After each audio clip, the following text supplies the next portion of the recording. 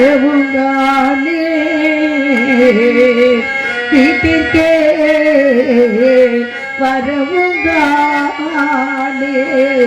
விகதம்பி மகனே மகனே மகனே தெய்வமே தெய்வமே தெய்வமே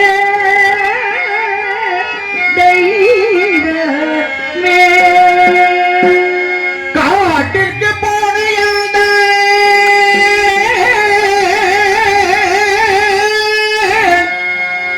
கண்மணி அதியாஜோ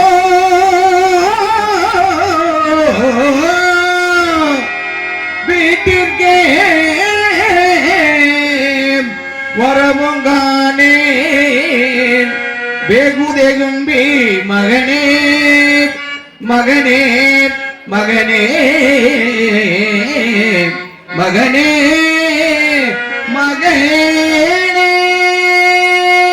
நாட்டினில் மைந்த விட்டு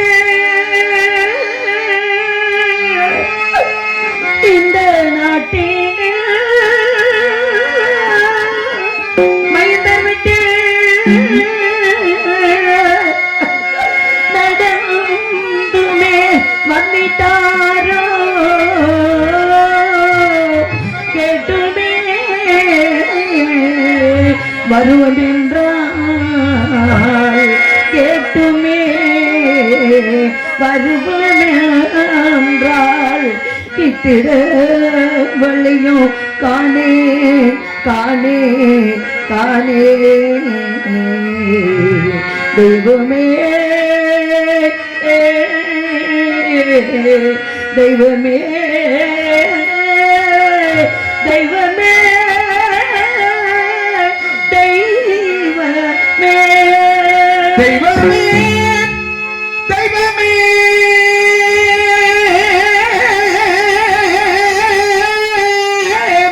தெய்வமே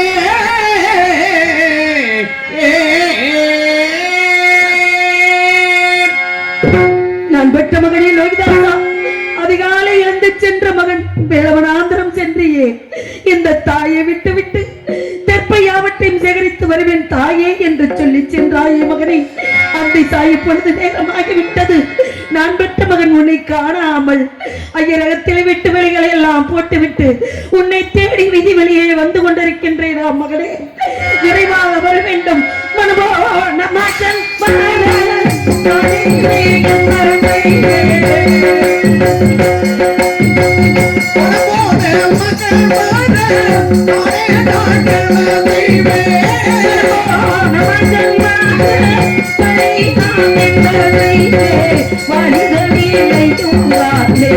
வலித நீரையும் தானே பகையும் மறியே போன மகன் காலே மனம் போன மகன் வர காலே மானோ பொங்குதே எங்கே பொங்குதே எங்கே காலே போன மகன் காலே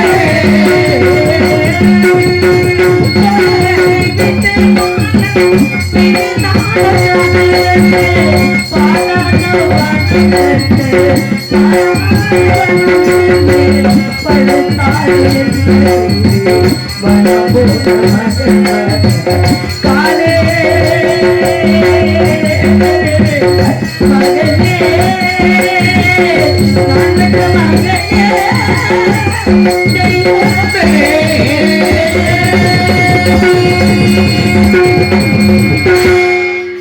இறைவா, பரமேஸ்வரா, பார்வதி நாயகா, பக்தர்களை காக்கும் பரமருளே, அது எந்தமில்லாத ஜோதியே, காசி விஸ்வநாதா, கருணை கடலே, உன் கருமையா அயோத்தியாவுரிய நீதியோடும் நேர்மையோடும் ஆட்சி செய்து இல்லை என்று வரக்கூடியவர்களுக்கு அள்ளி அள்ளி கொடுத்து வாழ்ந்த தவத்தில் சிறந்தவரும் மகாமுனிவரும் என்று சொல்லக்கூடிய விஸ்வாமித்திர மகரிஷி அழைத்து வைத்தார்.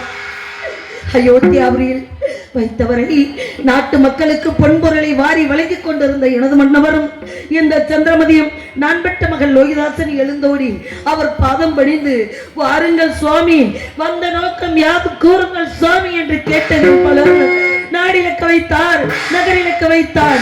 என் நாட்டு மக்களை எங்களிடம் விரித்து வேதிற்கு அடிமைப்படுத்தி வேடிக்கை பார்க்கின்றாயே தாயே பராசக்தி. யாருக்கு என்ன தீங்கிழைத்தோம் தாயே, எவருக்கு என்ன தீங்கிழைத்தோம் தாயே? கூலியை குறைத்தோமா, குறைமறக்க அளித்தோமா, இல்லை என்று வந்தவரை பின்னே போய் என்று எல்லா மக்களும் இன்புற்று வாழ வேண்டும் என்பதை தவிர எந்த நோக்கமும் இல்லாத எங்களை ஏனம்மா இப்படி துன்பத்திலும் துயரத்திலையும் வெடிக்கப்படுத்தி வைக்கின்றாய் பராசக்தி. காலையில் இந்த மகன் நான் பெற்ற மகள் லோகிதாசன் அசலாத்து மைந்தர்களோடு சென்றான் தெற்பை சேகரிக்க. சென்ற மகனை காணாமல் இரகத்திலே விட்டு வழிகளை போட்டுவிட்டு நான் பெற்ற மகனை காணாமல் வீதி வழியை தேடி வந்து கொண்டிருக்கின்றேன். அங்கு சென்ற காட்டுக்கு சென்ற அசலாத்து மைந்தர்களுக்கும் நான் பெற்ற மகள் லோகிதாசனுக்கும் என் நாட்டு மக்களுக்கு என்னை சான்றோருக்கும் இந்த சந்திரமதிக்கும் நீதான் துணையிருந்து அருள் புரிய வேண்டும் தாயே, நீதான் அருள் புரிய வேண்டும். நீயே ஜெகதீஸ்வரி,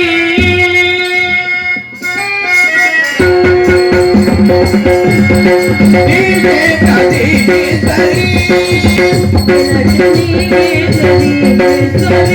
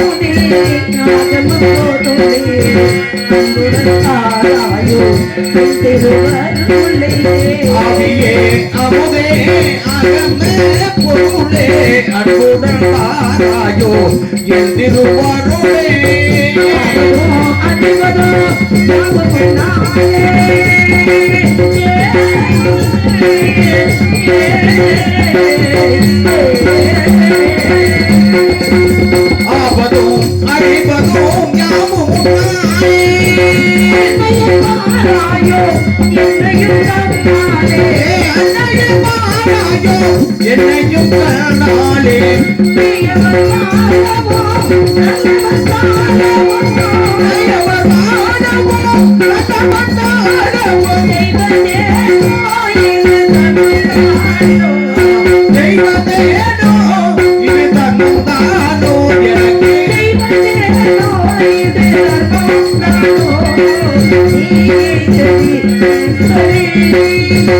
சிவகாமி தயாவாகரி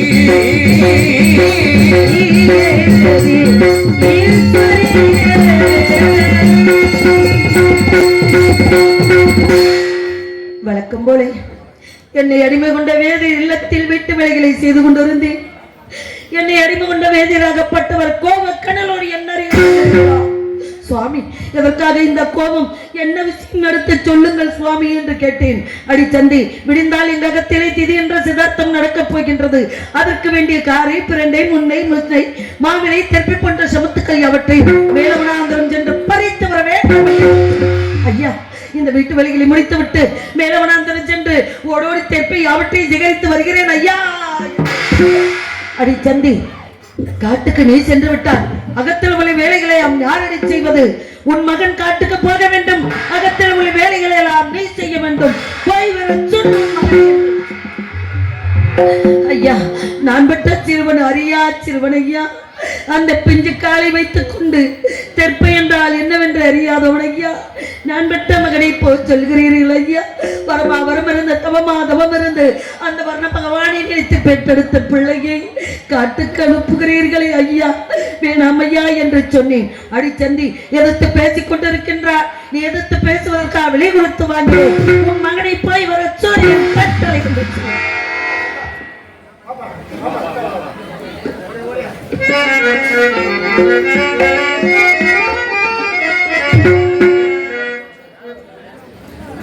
இங்கு சந்திரமதியாக நடித்துக் கொண்டிருக்கும் மேகலா அவர்களுக்கு விழா கமிட்டியின் சார்பாக பொன்னாடை அணிவித்து மாலை அணிவிக்கப்படுகிறது. பொன்னாடை போத்தி மாலை அணிவித்து பொன்னாடை போத்தி மரியாதை செய்த கிராமத்தார்களுக்கும் விழா கமிட்டியாளர்களுக்கும் பெரியவர்களுக்கும் எங்களுடைய கலைக்குழு சார்பாக மனமார்ந்த நன்றி கலந்த வணக்கத்தை தெரிவித்துக் கொள்கின்றேன். உங்கள் எல்லோருக்கும் எனது மனமார்ந்த நன்றியை தெரிவித்துக் கொள்கின்றேன்.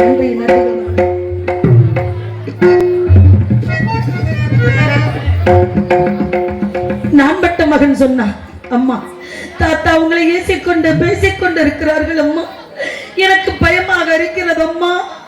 தாத்தா எதற்காக உங்களை பேசிக் கொண்டிருக்கிறார் என்று கேட்டார். அப்பா, விலையோ விலை, விலையோ விலை என்று உன் தந்தையார் விலை கூறி வரும் பொழுது நம்மை வாங்குவதற்கு உலகத்தில் யாரும் முன் வரவில்லை மகனே. நம்மை அடைப்பு கொண்ட வேதியர் உண்ண உணவு உடுத்த உடை இருக்க இருப்பிடம் தந்து நம் இருவரை காத்துக் கொண்டிருக்கிறார். அன்னாரிட்ட கட்டளை செய்வது நம் கடமை அல்லவா மகனே என்று நான் பட்ட மகனுக்கு ஆதல் சொன்னேன். எப்படி சொன்னேன்? கால மகள் கண்டிருப்பால் சென்னையா, கண்டனங்கி கப்பலைப்பட்டு என்னையா. கால மகள் கண்டிருப்பால் சென்னையா, கண்டனங்கி கவலைப்பட்டு என்னையா. நாலு பக்கம் வாசலுண்டு நமக்கு ஒரு வழி இல்லையா என்னையா. கால மகள் கண்டிருப்பால் சென்னையா, கண்டலங்கி கவலைப்பட்டு என்னையா.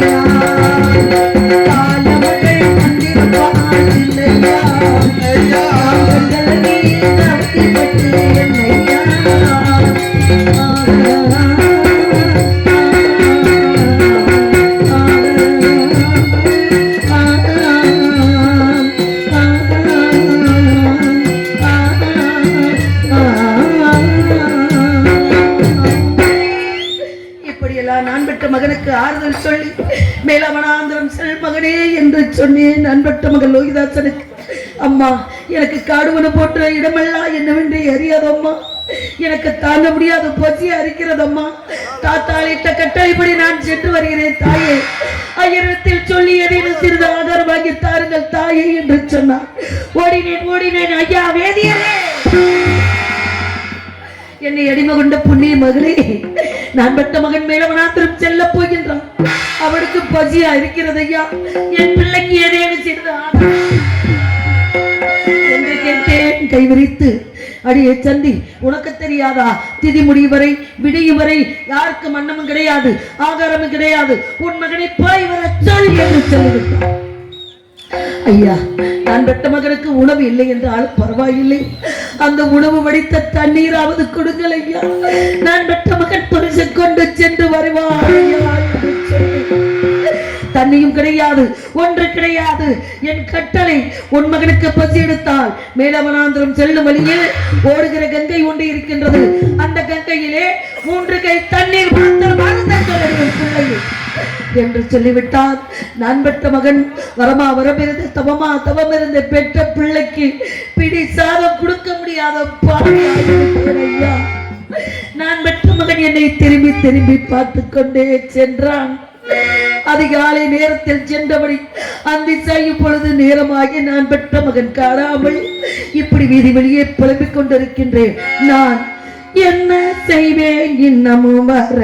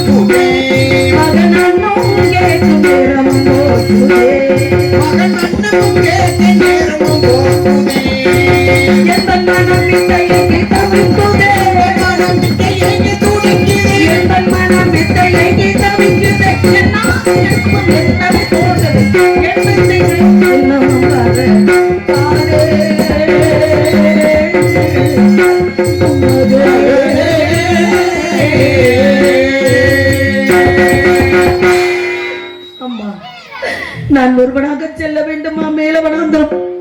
என் கூட யாருமா வருகிறார் என்று கேட்டார் நான் பெற்ற மகள் லோகிதாசன். அப்பா, நீ ஒருவனாக செல்ல வேண்டாம், உன் கூட ராம வரா, சேசு வரா, கோவிந்த வரா, கூட்டல் இவர்கள் அனைவருமே வருகிறார்கள். அப்பா, அவர்கள் கரங்களை பிடித்துக் கொண்டு மேலவனாந்திரம் சென்று தெற்பை யாவற்றை சேகரித்து வா மகனே என்று நான் பெற்ற மகனை அனுப்பி வைத்தேன். அப்பொழுது ஒரு வார்த்தை சொன்னார். அம்மா, கோவிந்தன் நான் வருகிறார் என்றார். வழி நடுவே கதையெல்லாம் சொல்வார்கள். அம்மா, அந்த கதையை கேட்டுக்கொண்டு மேலவனாந்திரம் சென்று பசி பறித்துக் கொண்டு தெற்பை யாவற்றை சேகரித்து வருவேன் தாயே என்று சொன்னார். உலகத்திலே கொடிது கொடிது இளமையில் வறுமை கொடிது என்று சொல்வார்கள் ஐயா. பெற்ற பிள்ளைக்கு வர தாய் உரியடோ இருந்து ஒரு பிடி சாதம் கொடுக்க முடியாத நிலைமை யாருக்குமே வரக்கூடாது. நான் பெற்ற மகன் பிறந்து விட்டான் என்று 33 தேவர்களுக்கும் 45,000 ரிஷிமார்களும் அன்னமிட்டு அமுதமிட்டு அவர்களுக்கு புத்தாடை எல்லாம் கொடுத்து உலகத்திலே எல்லாம் ஒரு வாழ்த்தும் என் மகன் பெற்றான். அப்பொழுது தங்க கிண்ணத்திலே பால் பிசைந்து நிலாமுகம் காட்டி உண்ணு மகனே என்று நான் பெற்ற மகனை சொன்னேன். எனக்கு பசி இல்லை அம்மா, பசி இல்லை அம்மா, வேண்டாம் அம்மா உணவு என்று என் பிள்ளை அன்றைக்கு சொன்னா. அப்பொழுது சொல்லி காட்டுகிறான் என் மகன். அன்றைக்கு உணவு வேண்டாம் என்று சொன்னேன் தாயே, இன்னைக்கு உணவு வேண்டும் என்று சொல்கிறேன். ஆனால் தங்களால் கொடுக்க முடியவில்லை தாயே என்று என்னை கேட்டார். நான் பெற்ற மகனை எப்படி எல்லாம் பெற்றெடுத்து வளர்த்தேன் என்று ஆரீரோ